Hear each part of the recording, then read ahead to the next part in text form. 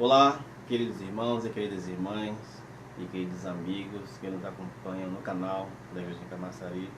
Hoje seguiremos com a leitura da nova série do nosso alimento diário, cujo tema desse volume 2 é Mensageiros de Cristo.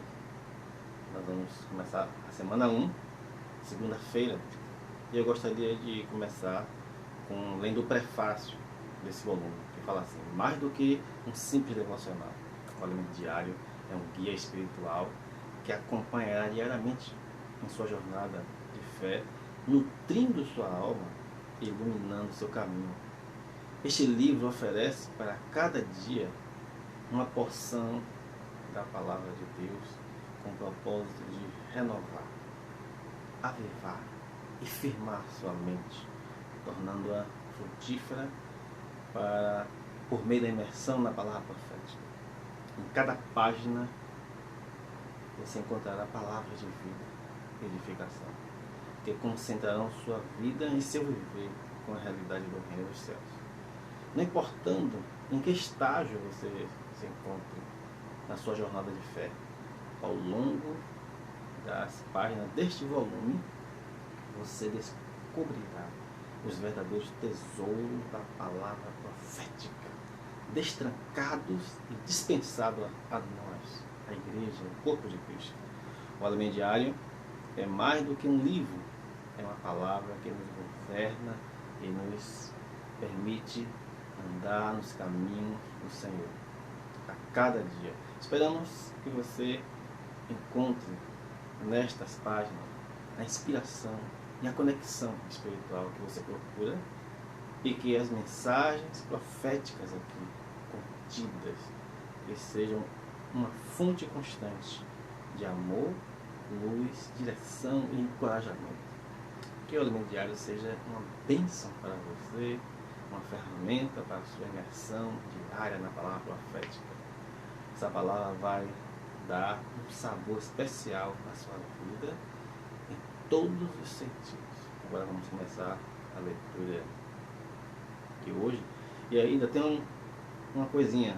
Fala assim: antes de se levantar, antes de qualquer outra coisa, faça uma respiração da vida, invocando: ó Senhor Jesus, ó Senhor Jesus, profundamente o nome do Senhor Jesus. Ao fazê-lo, jogue fora todos os temores, medos, tristezas e pecados, e receba o Senhor Jesus como vida, alegria, paz e encorajamento. Invoque: ó Senhor Jesus, ó Senhor Jesus, várias vezes durante o dia. Amém?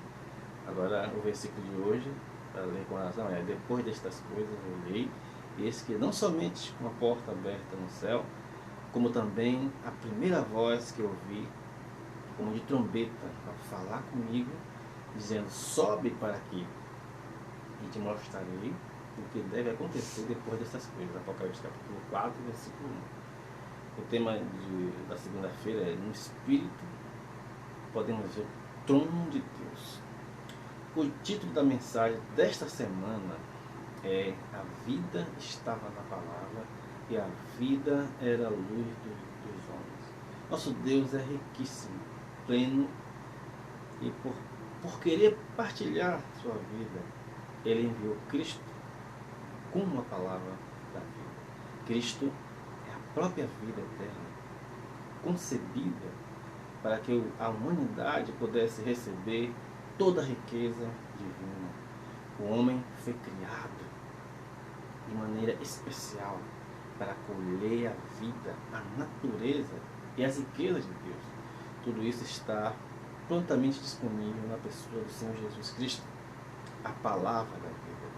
A vida reside na palavra. Assim como o sangue flui a fim de sustentar a nossa vida biológica, a palavra profética circula entre nós, vinculando-nos no corpo de Cristo. Por causa do grande valor da palavra profética para a vitalidade do corpo espiritual, Satanás invariavelmente investe contra ela e também contra os canais designados por Deus para nutrir seu povo. O adversário Não teme os cristãos que buscam mero conhecimento de doutrinas bíblicas, mas se aterroriza diante do corpo que é edificado e alimentado pela constante circulação da palavra da vida. É por meio de Cristo que a vida de Deus é transmitida aos homens, concedendo a vida eterna àqueles que a acolhem por meio de sua palavra. O Senhor nos tem mostrado claramente que Cristo é a cabeça da igreja. E o Espírito nos tem guiado para desfrutar dos escritos de João. Há quatro aspectos distintos de Cristo nos evangelhos. No evangelho de Mateus, Jesus é apresentado como o rei do reino dos céus, retratado ali como um leão. Em Marcos, Jesus é apresentado como aquele que veio para ser servo, sendo retratado como boi. Em Lucas, o Senhor é apresentado como um homem perfeito, sendo então retratado como um homem. No Evangelho de João, Jesus Cristo é apresentado como Deus, retratado como uma águia. Na época de João, surgiram várias heresias. Algumas negavam a deidade de Jesus, outras negavam sua humanidade. Mas o Senhor Jesus é o Deus verdadeiro, que se fez homem e viveu na terra como um homem genuíno. Por isso, no Evangelho de João, Jesus é retratado como uma águia, porque Deus é como uma águia. Aleluia! Quando tirou seu povo do Egito, Deus lhes disse: tendes visto o que fiz aos egípcios, como vos levei sobre asas de águia, e vos cheguei a mim. Aleluia. Êxodo 19, 4. Nosso Senhor, Deus, como uma águia, está no alto. Ele é o alto e sublime que habita na eternidade. Isaías 57, 15. Seu desejo é levar sua igreja até seu nível. Aleluia. Permitindo-a enxergar o mundo segundo a sua perspectiva de vida. É maravilhoso observar como o Evangelho de João, logo em sua introdução, nos conduz a esse plano superior. No livro de Apocalipse, já no primeiro capítulo, deparamos-nos com uma descrição impactante. 7 candeeiros de ouro e a presença majestosa do Senhor Jesus, representando o sumo sacerdote celestial que caminha entre os 7 candeeiros, que por sua vez simbolizam as 7 igrejas.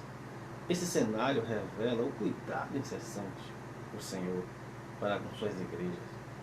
Deus, com esse mesmo propósito, encarregou João de escrever e enviar as cartas às 7 igrejas, cujo conteúdo corresponde ao 2º e 3º capítulos de Apocalipse. No início do 4º capítulo, lemos: depois dessas coisas, olhei e eis não somente uma porta aberta no céu, como também a primeira voz que eu ouvi como de trombeta, ao falar comigo, dizendo: sobe para aqui, e te mostrarei o que deve acontecer depois dessas coisas. Apocalipse capítulo 4, versículo 1. Por meio dos escritos de João, o Senhor, no final dos tempos, concedeu à sua igreja uma porta aberta nos céus. Deus vê a necessidade de os trabalhadores da última hora serem alçados até o céu para verem a situação da terra como Deus a vê. Por isso, Ele nos deu uma porta aberta. Jacó teve um sonho e Deus prometeu dar-lhe a terra em que ele repousava como herança e a sua descendência, acordando, disse: quão temível este lugar, a casa de Deus, a porta do céu. Gênesis 28, versículo 17. O apóstolo João, em seu evangelho, registra as palavras do próprio Senhor Jesus. Porque te disse que te vi debaixo da figueira, crês? Pois maiores coisas do que esta verás.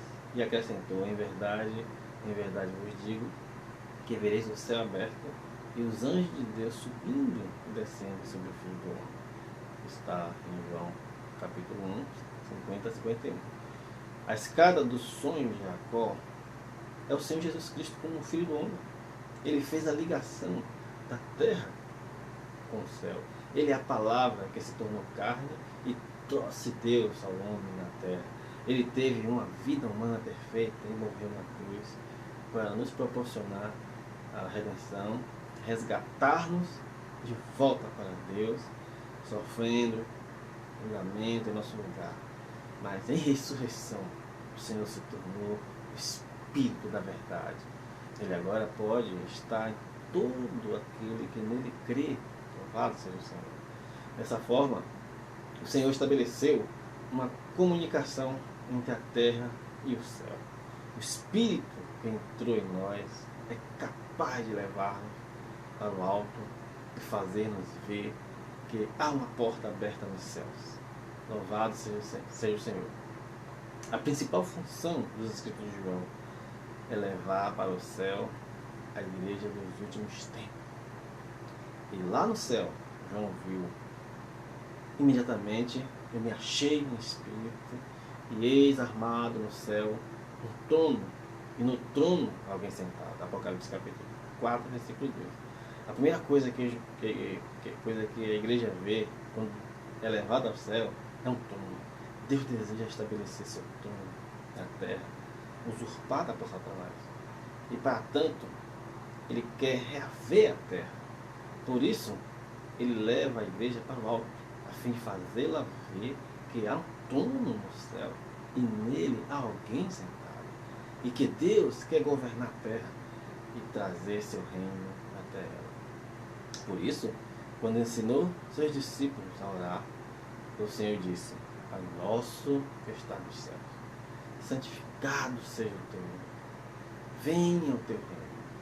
Faça-se a tua vontade, assim na terra como no céu. Mateus capítulo 6, versículo de 9 a 10.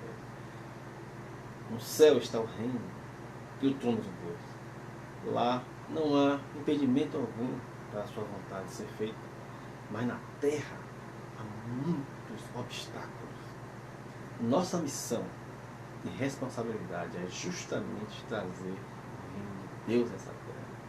Já mencionamos em mensagens anteriores que a vontade de Deus é fazer todas as coisas serem encabeçadas por Cristo. Enquanto Cristo não for o cabeça sobre todas as coisas, o Senhor não voltará. O tempo não terminará e a eternidade não chegará para nós. Por isso, temos lutado pelo reino.